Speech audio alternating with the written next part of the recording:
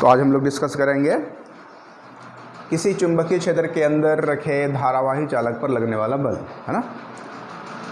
कोई सा भी मैग्नेटिक फील्ड है, उस मैग्नेटिक फील्ड के अंदर अगर हम लोग कोई करंट कैरिंग वायर रखते हैं तो क्या होता है।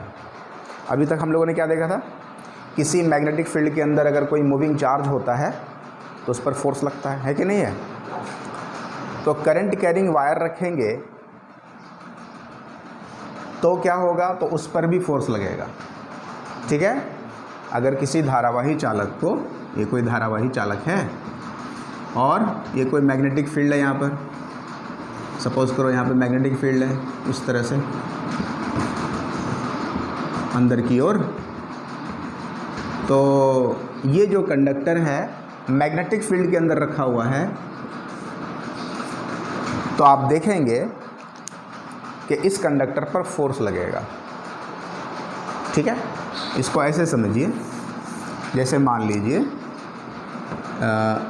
ये कोई चालक है, इस चालक ले लिया हम लोगों ने, ठीक है। ये चालक हो गया, ठीक। और इसमें करंट सपोज करो कि आई फ्लो हो रहा है इस कंडक्टर में, कंडक्टर का कुछ भी नाम देते हैं PQ, ठीक है। ये इस तरह से किसी भी ओरिएंटेशन में है, इसमें करंट फ्लो हो रहा है, ओके। अब अगर यहाँ पर कोई मैग्नेटिक फील्ड सेटअप कर दिया जाए, जैसे अभी सपोज करते हैं, चलो भाई इसमें कोई भी करंट नहीं है, ठीक है, इसमें कोई करंट अभी नहीं है, सपोज करो, मतलब ऐसे सिंपल सा कंडक्टर रखा हुआ है। कहाँ रखा हुआ है, एक मैग्नेटिक फील्ड के अंदर। देखो ये एक मैग्नेटिक फील्ड है सपोज करो, और ये मैग्नेटिक फील्ड कैसा है, यूनिफॉर्म मान लेते हैं, समरूप चुंबकीय क्षेत्र, ठीक है। और ये चालक रखा हुआ है, चालक में कोई करंट पास नहीं हो रहा है, तो कंडक्टर जैसा का जैसा पड़ा हुआ रहेगा, क्लियर है। इस पर किसी तरह का कोई भी इफ़ेक्ट आप नहीं देखोगे। लेकिन जैसे ही इसमें आप करंट फ्लो कराते हो तो आप क्या ऑब्ज़र्व करोगे कि ये कंडक्टर डिफ्लेक्ट हो जाता है किसी सर्टेन डायरेक्शन में, ठीक है। किसी दिशा में ये क्या होता है, विक्षेपित हो जाता है। दैट मीन्स कि इस पर फोर्स लगा, ठीक है ना। अभी तक इस पर फोर्स नहीं लग रहा था जब तक कि करंट इसमें नहीं था, मैग्नेटिक फील्ड के अंदर रखे हुए थे, लेकिन इस पर कोई भी बल नहीं लग रहा था। लेकिन जैसे ही हमने करंट इसमें फ़्लो कराया तो क्या ऑब्ज़र्व किया, ये डिफ्लेक्ट हो गया। दैट मीन्स कि इस पर फोर्स लगा, और फोर्स एक निश्चित दिशा में लगता है, उस दिशा को भी हम लोग कैलकुलेट करेंगे, ठीक है। तो इसमें होगा क्या, देखिए कुछ बातों को हम लोग मान लें। जैसे ये जो हमारा कंडक्टर है,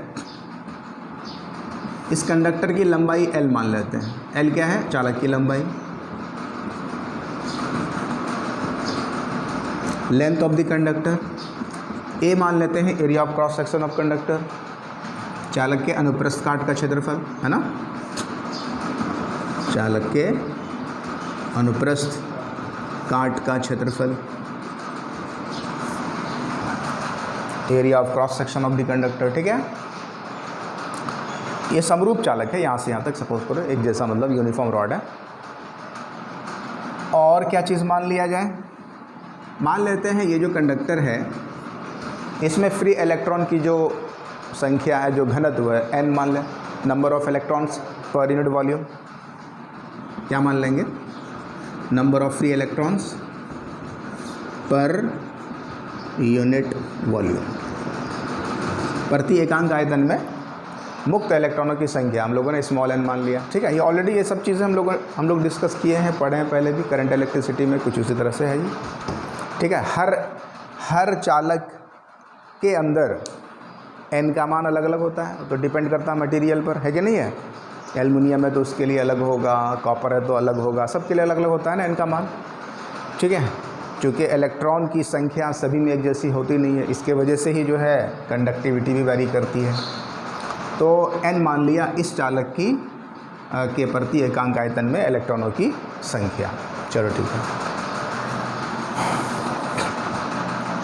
अच्छा, करंट हम लोग मान लेते हैं कि इस तरफ जा रहा है करंट, तो इस कंडक्टर के अंदर जो इलेक्ट्रॉन होंगे, इलेक्ट्रॉन क्या है? आवेश है कि नहीं है? इलेक्ट्रॉन तो आवेश ही है ना।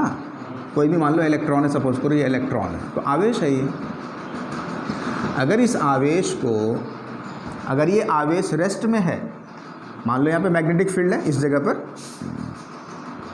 यहीं पे मान लेते हैं, जैसे ये इलेक्ट्रॉन है सपोज करो, ठीक है ना, यहाँ पे मैग्नेटिक फील्ड है, ये इलेक्ट्रॉन है, इलेक्ट्रॉन रेस्ट में है, तो इस पर कोई बल लगेगा? नहीं लगेगा। आवेश अगर रेस्ट में हो तो उस पर कोई बल नहीं लगता है। लेकिन यही आवेश अगर मूव करने लगे, क्या करने लगे? मूविंग इलेक्ट्रॉन हो, तो अब उस पर बल लगेगा, है ना। अगर कोई आवेश गतिमान होता है चुंबकीय क्षेत्र के अंदर, तो उस पर बल लगने लगता है ना। तो वही केस तो यहाँ पे भी हो रहा है। नहीं, यहाँ करंट, हम सिंगल एक चार्ज की बात कर रहे हैं, कोई भी चार्ज। अभी इसके पहले जो हम लोग पढ़े चार्ज ही के बारे में डिस्कस किए ना। चार्ज अगर रेस्ट में है तो कोई भी बल नहीं लगेगा। चार्ज नहीं ना, यहाँ की बात नहीं कर रहे हैं, अभी इस चार्ज की बात कर रहे हैं, ठीक है। इस इलेक्ट्रॉन पर बल कब लगेगा? जब ये मूव करेगा, ठीक है। यानी इसके पास क्या होना चाहिए? एक निश्चित दिशा में वेलोसिटी होनी चाहिए, तभी इस पर बल लगेगा। क्योंकि बल का फॉर्मूला क्या होता है? Q into velocity cross magnetic field होता है क्या नहीं? V cross B। तो देखो यहाँ पे क्या हो रहा है, कंडक्टर के अंदर बहुत सारे इलेक्ट्रॉन्स होते हैं, नहीं होते हैं? और इलेक्ट्रॉन अगर करंट मूव करा दिया, अगर करंट इसमें फ्लो कर रहा है, दैट मीन्स कि इलेक्ट्रॉन मूव कर रहा है कि नहीं है? तो सभी इलेक्ट्रॉनों पर एक साथ बल लग रहा होगा, सब तो मूव कर रहा है ना भाई।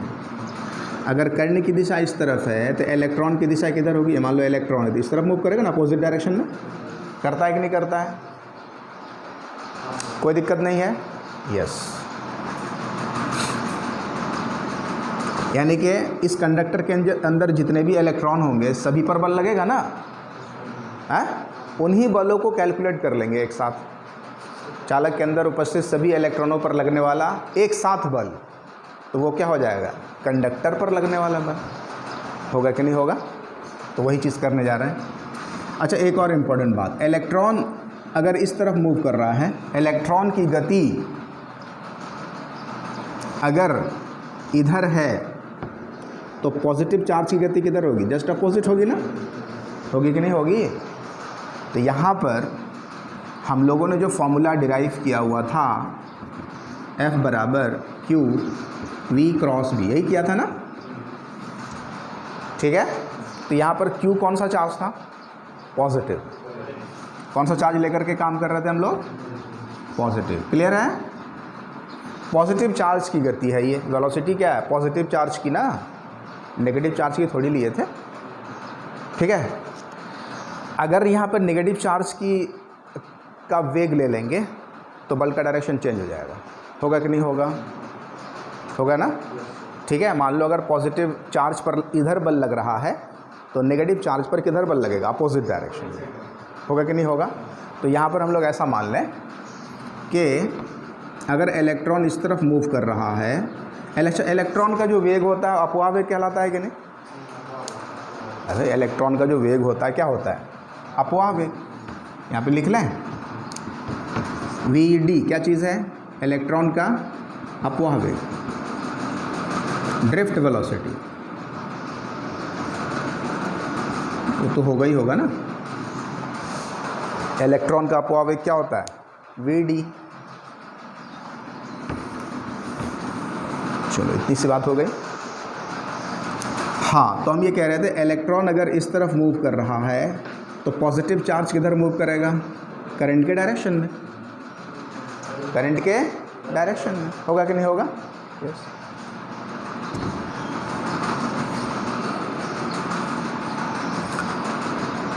तो सबसे पहले क्या करेंगे, इसी कंडक्टर में एक छोटा सा एलिमेंट ले लेते हैं, बहुत ही छोटा सा अल्पांश, यहीं पे ले लेते हैं छोटा सा अल्पांश, ठीक है। उसको मिटा दें। ये छोटा सा अल्पांश यहाँ पे ले लिया, ठीक है, जिसकी लंबाई dl है। छोटा सा अल्पांश है तो dl हो गया, ठीक है।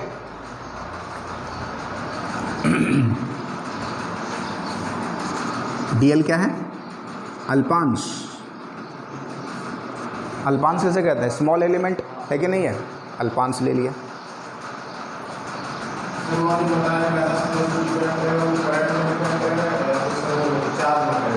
कौन?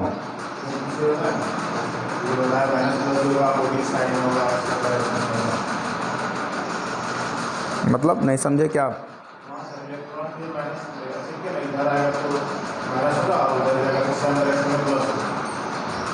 हाँ, करंट का जो दिशा होता है वो पॉजिटिव चार्ज की दिशा होती है, ठीक है। किसी भी कंडक्टर में करंट की जो दिशा होती है किधर होती है? इलेक्ट्रॉन के अपोजिट होता है कि नहीं? बस।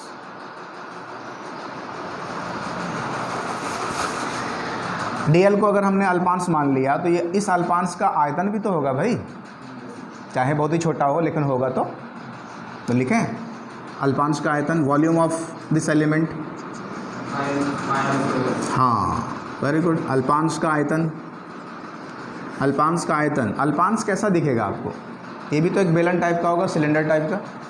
पाई आर स्क्वायर एच, तो लिख दें A into D L. A क्या चीज़ है? Pi R square, area of cross section के बराबर नहीं होगा? बेलन का आयतन पाई आर स्क्वायर एच होता है। पाई आर स्क्वायर एच की जगह ए लिख सकते हो, सॉरी पाई आर स्क्वायर की जगह पर ए लिख सकते हो, और एच की जगह पर डी एल लिखेंगे ना। एच मतलब क्या? लंबाई।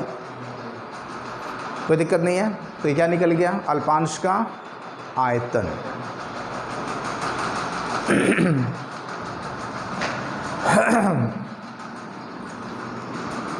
ठीक है।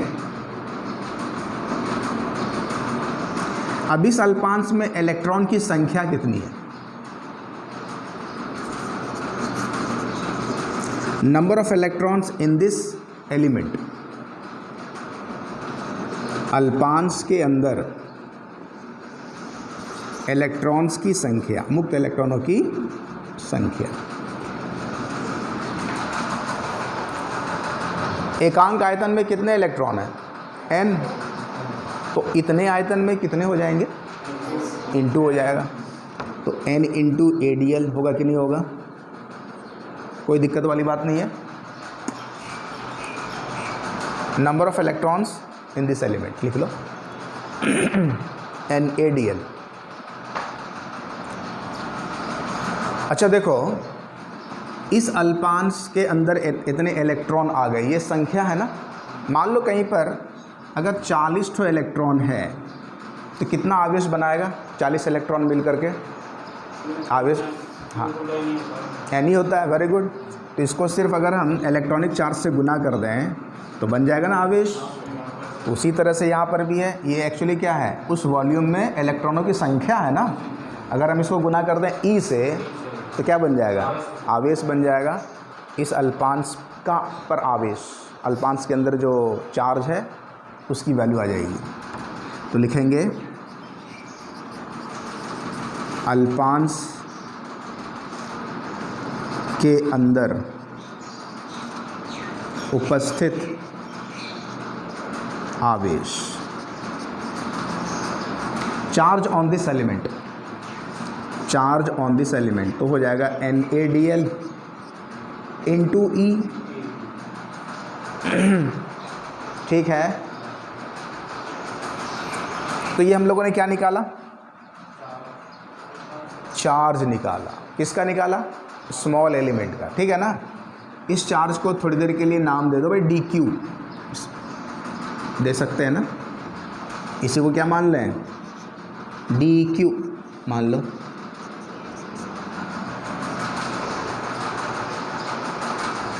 कोई दिक्कत? उसके अंदर इलेक्ट्रॉन इलेक्ट्रॉन है नहीं है? अच्छा, वो सारे इलेक्ट्रॉन किधर मूव कर रहे हैं? करंट के अपोजिट डायरेक्शन में, करंट के अपोजिट डायरेक्शन में, ठीक है।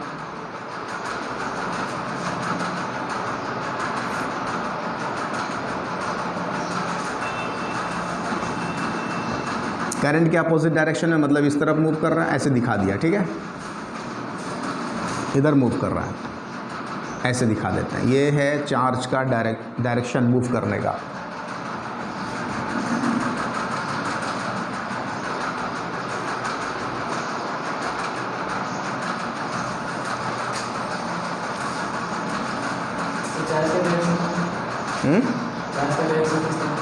चार्ज जो मूव कर रहा है वेलोसिटी इस तरफ होगी ना, करंट इधर जा रहा है तो चार्ज किधर जाएगा, इस तरफ जाएगा कि नहीं जाएगा,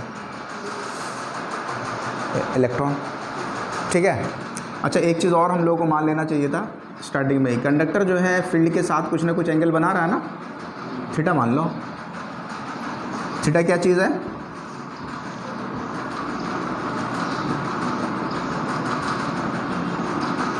angle made by the conductor with the field.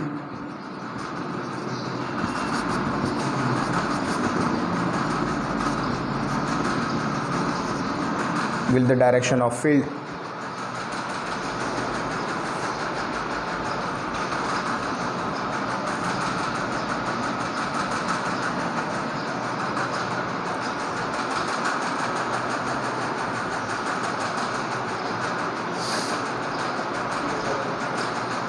Clear है।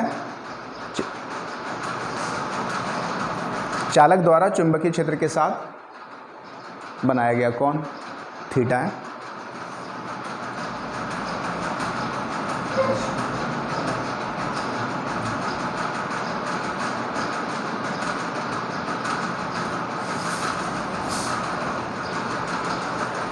क्लियर है यहाँ तक।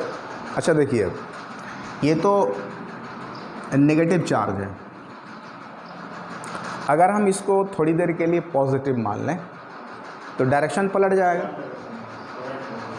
हो जाएगा ना डायरेक्शन उल्टा, मतलब इस तरफ हो जाएगा डायरेक्शन। ठीक है, पॉजिटिव चार्ज के लिए अगर नेगेटिव चार्ज इधर भाग रहा है तो पॉजिटिव उधर भाग रहा होगा। ठीक है, देखिए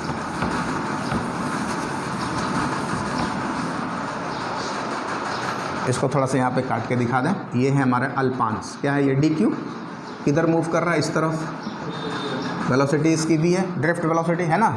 ये है मैग्नेटिक फील्ड, ये थीटा है कि नहीं है, देखिए तो क्लियर है। इसको थोड़ा सा हम काट के अलग दिखा रहे हैं। तो इस अल्पांश पर लगने वाला बल निकालो डायरेक्ट फॉर्मूला लगा के। ठीक है, फोर्स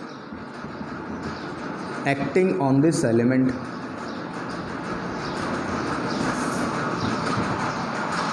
अल्पांश पर लगने वाला बल। तो चूँकि अल्पांश है छोटा तो फोर्स भी अभी छोटा ही लेंगे, क्योंकि पूरे कंडक्टर का अभी थोड़ी ले रहे हैं, छोटे से अल्पांश के बारे में बात हो रही है। फॉर्मूला क्या है बताओ, डी क्यू और क्या हो जाएगा वी मतलब क्या, V D drift velocity cross B. कोई दिक्कत तो नहीं है, ये होता फॉर्मूला। साइन थीटा अगर इसको मैग्नीट्यूड के फॉर्म में लिखें तो लिख देंगे ऐसा, V D B sine theta. Clear है।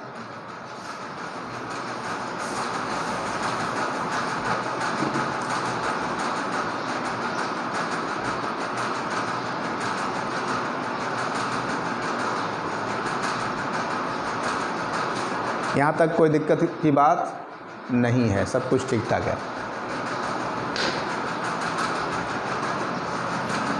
अच्छा ये जो अपवाह वेग है, हाँ बोलिए बोलिए।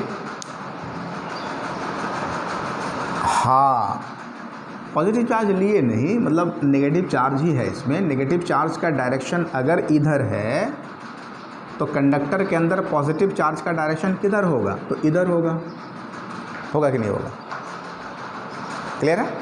और फोर्स जो हम लोग डिराइव किए हैं वो किसके लिए निकाले हैं, पॉजिटिव चार्ज के लिए। आ रही बात समझ में। ठीक है, एक बात हमेशा याद रखना, अगर मान लो किसी मैग्नेटिक फील्ड के अंदर नेगेटिव चार्ज मूव कर रहा है तो फोर्स निकालेंगे, ठीक है ना। तो उस केस में क्या हो जाएगा, फोर्स का डायरेक्शन उसका, अगर हम लोग वी क्रॉस बी निकालेंगे, ठीक है, तो डायरेक्शन बताएगा ना उसका, है ना। तो उसमें क्या करना है, अपोजिट कर देना, ठीक है।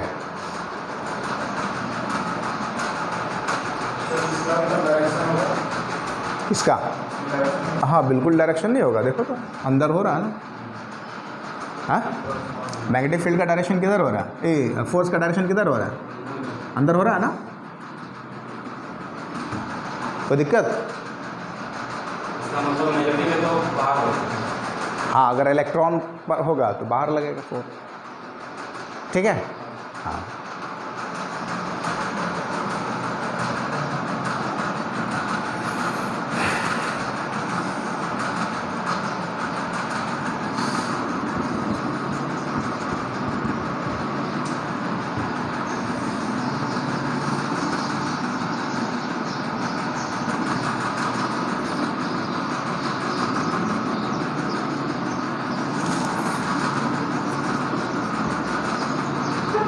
वीडी को, ड्रिफ्ट वेलोसिटी को क्या लिख सकते हैं? देखो ड्रिफ्ट वेलोसिटी जो है, वेलोसिटी है ना, वेग है ये, तो लिख सकते हैं dl/dt। हो सकता है कि नहीं?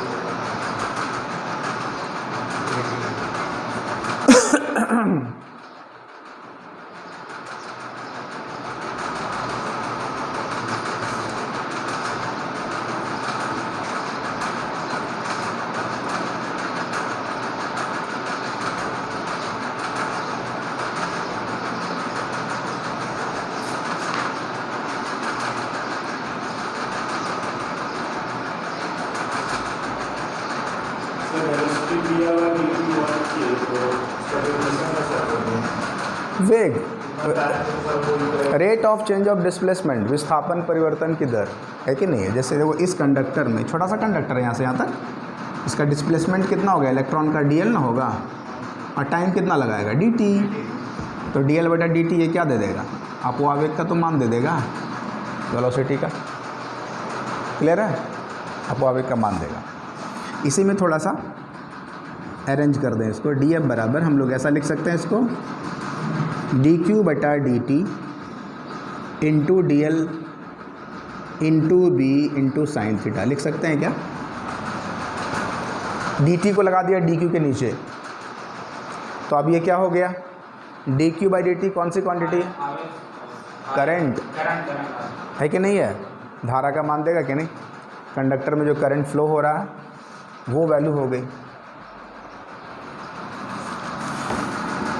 तो df बराबर हो गया I/dl/b साइन थीटा। यहाँ तक कोई दिक्कत? यहाँ तक ठीक ठाक है?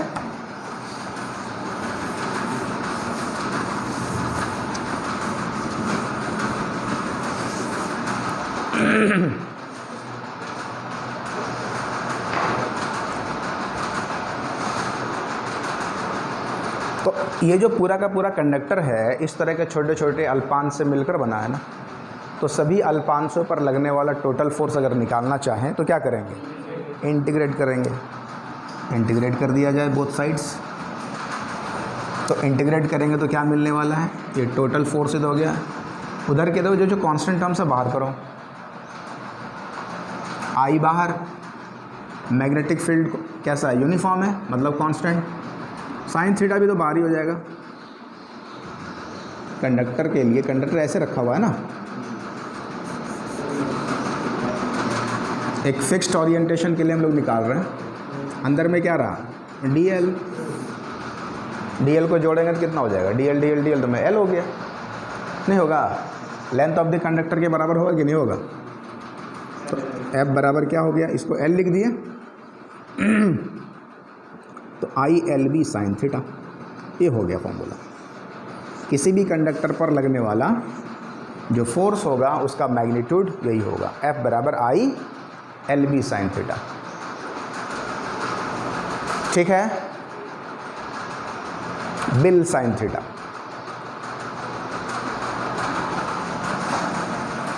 अगर वेक्टर फॉर्म में लिखें तो वेक्टर फॉर्म, सदिश रूप में लिखा जाए तो ऐसे लिखा जाता है, आई हो गया बाहर, एल बी साइन थीटा को क्या लिखेंगे, एल क्रॉस बी लिखेंगे, बस हो गया।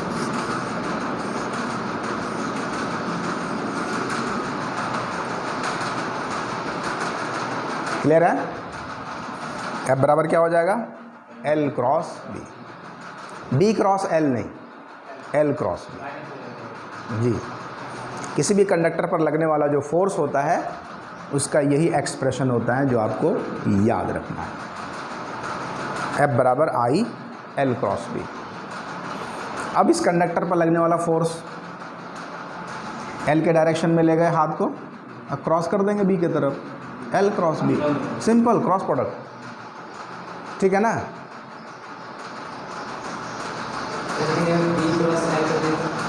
अपोजिट हो जाएगा जो कि गलत है, B क्रॉस L नहीं होगा, ठीक है, हमेशा याद रखना L क्रॉस B होगा, कोई दिक्कत नहीं है।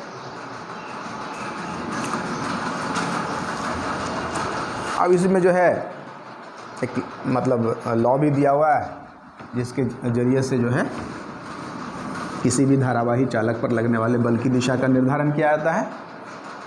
फ्लेमिंग्स लेफ्ट हैंड रूल बहुत ही फेमस है, पता होगा सबको।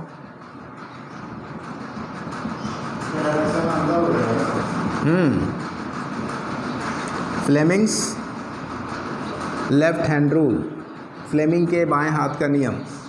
फ्लेमिंग के बाएं हाथ के नियम की सहायता से हम किसी धारावाही चालक पर लगने वाले बल की दिशा ज्ञात कर सकते हैं जबकि वो किसी चुंबकीय क्षेत्र के अंदर पड़ा हुआ हो, ठीक है। तो फ्लेमिंग का लेफ्ट हैंड रूल, बायां हाथ निकालना है, ठीक है। फ्लेमिंग्स राइट हैंड रूल भी है लेकिन आगे पढ़ेंगे उसको जब हम लोग पढ़ेंगे इंडक्शन वहाँ पे। तो राइट हैंड रूल जो है वो इंड्यूस्ड करंट के लिए होता है, प्रेरित धारा के लिए, ठीक है। और ये धारा जो अपना करंट है, कन्वेंशनल करंट, इसके लिए ये है। तो लेफ़्ट हैंड रूल में लेफ़्ट हैंड को इस तरह से आपको करना है कि मध्यमा, तर्जनी और अंगूठा, ठीक है ना, मिडिल फिंगर, फोर फिंगर और थंब, ये तीनों आपस में क्या होना चाहिए, म्यूचुअली परपेंडिकुलर, ठीक है ना, आपस में लंबवत होना चाहिए, उसको इस तरह से रखना है, ठीक है। एक बात हमेशा याद रखना है कि तर्जनी जो है वो हमेशा चुंबकीय क्षेत्र को डिफाइन करता है, इंगित करता है, तर्जनी इसको बोलता है, ठीक है ना, फोर फिंगर। और मिडिल फिंगर किसको करता है, करंट की दिशा को, करंट की दिशा या पॉजिटिव चार्ज की दिशा एक ही है ना। आप चार्ज वाले में भी लगा सकते हैं, चार्ज, मूविंग चार्ज पर जो फोर्स लगेगा वहाँ पे भी लेफ्ट हैंड रूल लगा सकते हैं, क्लियर है ना। तो मूविंग चार्ज का डायरेक्शन क्या होना चाहिए, मिडिल फिंगर की तरफ, करंट की दिशा मिडिल फिंगर, और ये तर्जनी किस पर, चुंबकीय क्षेत्र, तो अंगूठा क्या बताने लगेगा, बल की दिशा, क्लियर है। हाँ, तो कुछ इस तरह से डायग्राम आप बना लीजिए थोड़ा सा याद रखने के लिए।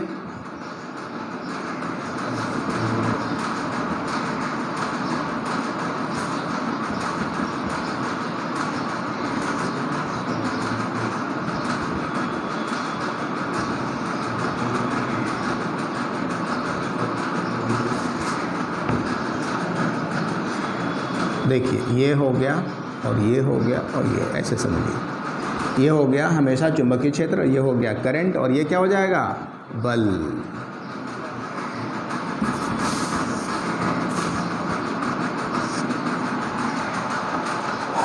ओके,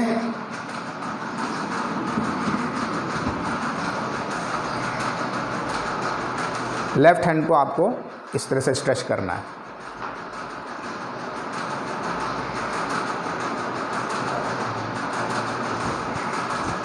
देखिए तो यहाँ पे फिट करेंगे तो आ जाएगा कि नहीं। हालांकि ये तो ये उस केस में है जब पर चालक कैसा हो, क्षेत्र के साथ लंबवत दिशा में हो, ठीक है।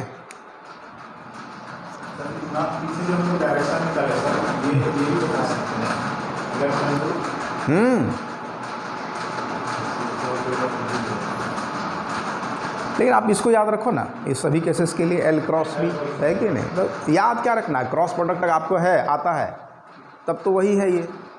हालांकि क्रॉस प्रोडक्ट आता ही नहीं है तब तो बहुत प्रॉब्लम है कि नहीं है।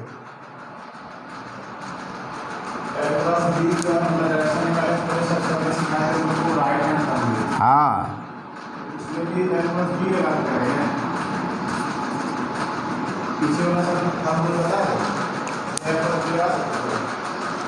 ना ना,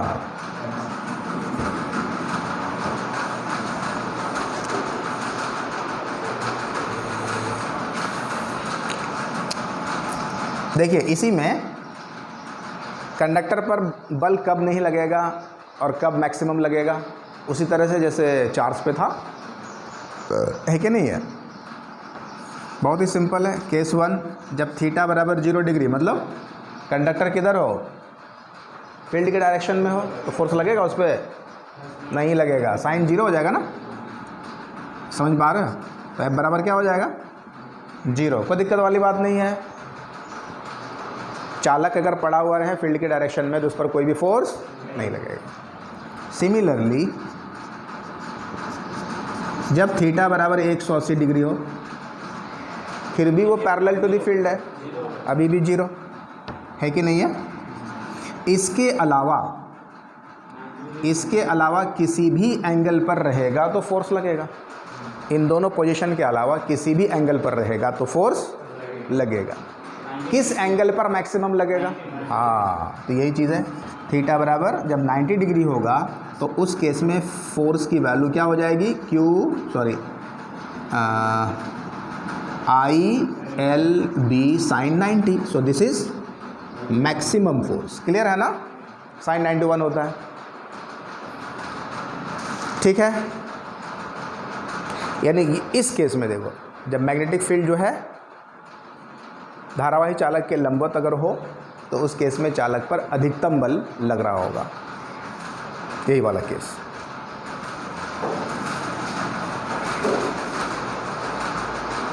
कोई दिक्कत है?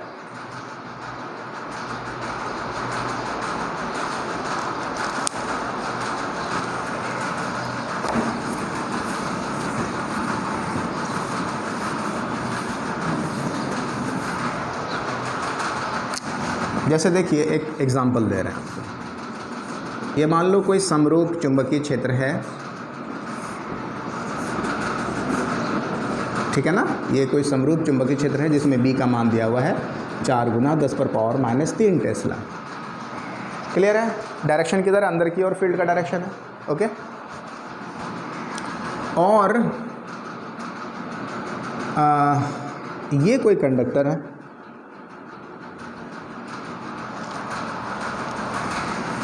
ये कोई कंडक्टर है जिसमें करंट फ्लो हो रहा है 2 एम्पियर का, और इसकी लंबाई कितनी है? 2 मीटर।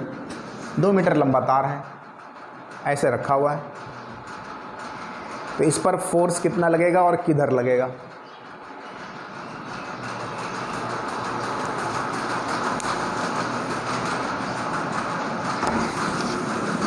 सोचिए तो।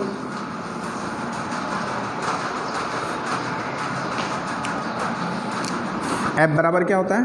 ILB साइन थीटा, ये फॉर्मूला होता है। I का मान दिया हुआ है 2, L का मान 2, नेगेटिव फील्ड 4 × 10⁻³ साइन थीटा का मान बताओ।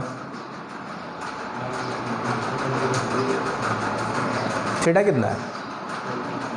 मैग्नेटिक फील्ड अंदर और चालक इस तरह से पड़ा हुआ है, 90 नहीं है। अरे भाई L और B के बीच का एक बात याद रखिएगा हमेशा, एक बात याद रखिएगा हमेशा। मान लीजिए ये कोई चालक है जिसकी लंबाई L है ना, तो L का डायरेक्शन किधर लेंगे? इधर लेंगे कि इधर लेंगे? तो वो डिपेंड करेगा करंट पर। जिधर करंट होगा उधर L का डायरेक्शन। क्लियर है ना? हाँ, अगर करंट इस तरफ है तो इधर लेंगे L का डायरेक्शन। L क्रॉस B है ना, डिस्प्लेसमेंट वेक्टर L है ना ऊपर। तो यहाँ पर करंट का डायरेक्शन इधर है तो चालक भी ऐसा ही हो गया। मैग्नेटिक फील्ड अंदर में 90 डिग्री बन रहा है, कोई दिक्कत वाली बात नहीं है। तो यानी कि इस चालक पर अधिकतम बल लग रहा है। ये बात तो क्लियर हो गई।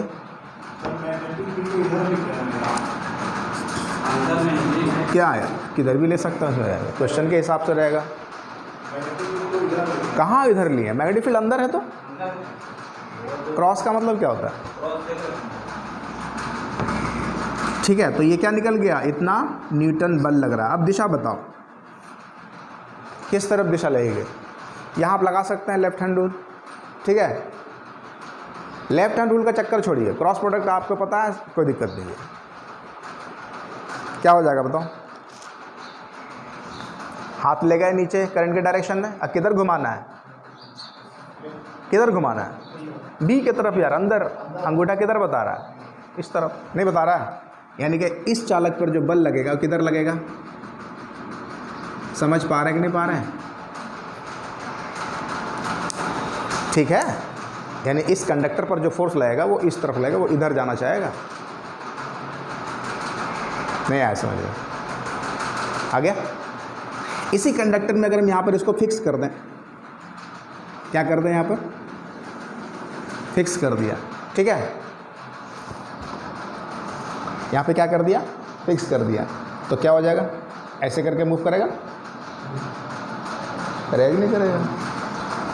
यहाँ पे भी फिक्स है, ये तो बढ़ेगा नहीं, तो फिक्स कर दिया यहाँ पर, मैग्नेटिक फील्ड यहाँ पर जनरेट कर दी थी, किधर जाएगा, ऐसे करके मूव करेगा, डिफ्लेक्ट होगा कि नहीं होगा, होगा ना? आया समझ में?